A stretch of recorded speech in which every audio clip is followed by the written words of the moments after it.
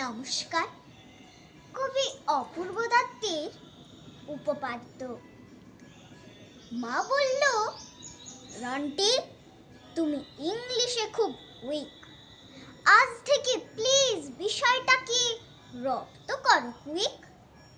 বেঙ্গলিটা কি বিচ্ছিরি, যেও না ওই রিস্কে।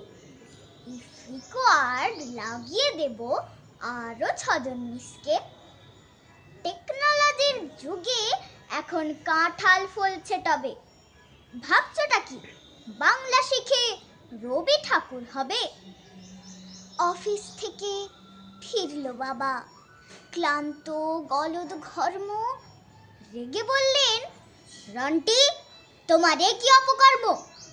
তোমারই লেখা পড়ায় মাসে করছি এত খরচা, তার বদলে তুমি করছো বাংলা ভাষার চর্চা। দাদু বললেন, ব্রাভো ব্রাভো, জোরসে বাজাও তুড়ি। সাথে কি আর রবি বাবুর নোবেল গেছে চুরি? না শিখলে বাংলা ভালো, ইংরেজিটাও ডাইসি। বদ হজমে ভুগছো, তবু রান্নাটা চাই স্পাইসি। যতই করো হুম্বি তুম্বি, ঘটাও অর্ধ শ্রাদ্ধ, বাংলা ভাষা থাকবে বেঁচে, এটাই উপপাদ্য। নমস্কার।